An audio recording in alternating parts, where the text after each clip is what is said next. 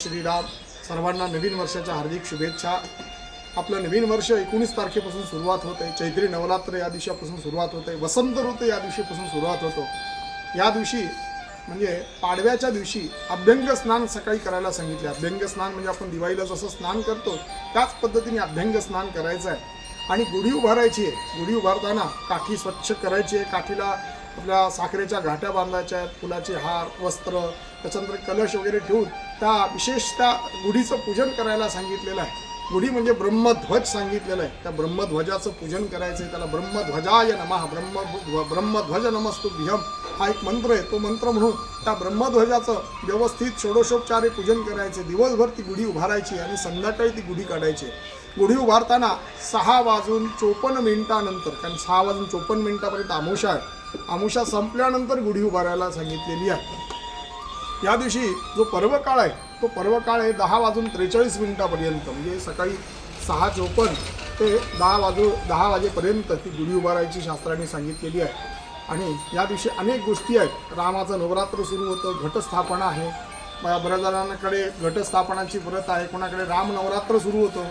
पुढे नवमीला रामाचा जन्म होतो. पुन्हा रामनवरात्रसुद्धा आहे आणि रामरक्षाचे पाठसुद्धा त्या प्रतिपदेपासून नवमीपर्यंत विशेष अनुष्ठानात्मक करावं म्हणजे ते फलद्रूप होतं असंही सांगितलेलं आहे. त्या दिवशी प्रपादान म्हणजे पाणपोई दान सांगितलेलं आहे.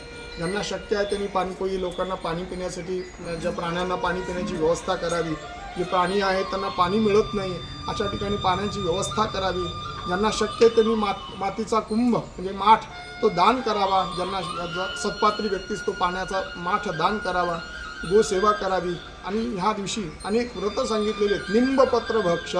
निंबपत्र भक्षण म्हणजे आपल्या कडुलिंबाची जी कवळी पानं आहेत ते विशेष प्रक्रियेमध्ये ते काही विशिष्ट द्रव्यांमध्ये त्याला कुटायचं आहे आणि तो रस त्याचा घ्यायचा आहे. या दिवशी तो केल्यानंतर आपण वर्षभर निरोगी राहतो असं सांगितलेलं आहे.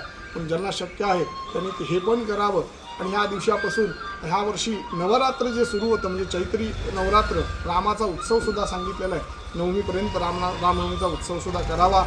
आणि ह्या वर्षाचं जे नाव आहे आपलं जसं प्रत्येक वर्षाला नाव आहे 2025 आहे, 2026 आहे, 2026 इंग्रजी वर्ष जसे नाव आहेत तसंच आपल्या हिंदू धर्मामधील जे नववर्ष आहे त्या नववर्षाचं नाव आहे पराभव नाम संवत्सर.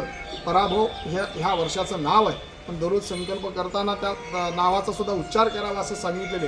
वत्सराधिप जे आहे आज ह्या वर्षी वत्सराधिप कोण आहे तर गुरुवारी पाळवा आल्यामुळे वत्सराधिप गुरु आहे म्हणजे बृहस्पती आहे. त्या बृहस्पतीचं सुद्धा पूजन करावं असं शास्त्राने सांगितलेलं आहे. आणि आपण ज्या हिंदू संस्कृतीचे प्रत्येक सणवार आपण ज्या पंचांगानुसार करतो त्या पंचांगस्थ गणपतीचं पूजन करायला सांगितलेलं आहे. आणि हे पंचांग प्रत्येकाने आपल्या घरी आणलं पाहिजे. पंचांगाची किंमत आहे फार नाही आहे पण मोजकी किंमत आहे. पण या 100-150 रुपयापर्यंत तुम्हाला पंचांग मिळतात. ती पंचांग आणावं. वर्षभर त्या पंचांगामध्ये काय सांगितलेले ते आपल्याला भाकीतं कळेल. बरेच भाकीतं पंचांगातले खरे ठरतात. यावर्षी कुठलं पीक चांगलं येईल, कुठल्या पिकाला हानी होईल, कुठलं चांगलं आहे, कधी पाऊस पडेल हे सगळे अंदाज या पंचांगामध्ये दिले असतात. त्या जे काही आपल्याला शक्य असेल ते त्या पंचांगातून आपला अंदाज घेऊन आपलं जीवन आपण करू शकतो. आणि पंचांग प्रत्येकाने आपल्या घरी आणलं पाहिजे. आणि ह्या दिवशी पंचांगातलं जे नियम सांगितले ह्या वर्षात काय होणार ते वाचायला सांगितलेले. त्या दिवशी ते पंचांगाचं पूजन करून ते वाचावं आणि प्रत्येकाने पंचांग घरामध्ये आणावं. हे एक चांगला संदेश सगळ्यांना द्यायचा प्रयत्न करणार. सगळ्यांनी पंचांग आणावं आणि पंचांगाचं पूजन करावं. आणि आपल्या पद्धतीने जी काही हिंदू संस्कृती आहे त्या हिंदू संस्कृतीनुसार आपल्याला जे काही जमेल त्या पद्धतीने आपली सणवार करायचे. आणि जे जमेल त्या पद्धतीने दानधर्म पण करायचा आहे. जय श्रीराम. माहिती आवडली तर आवर्जून शेअर करा.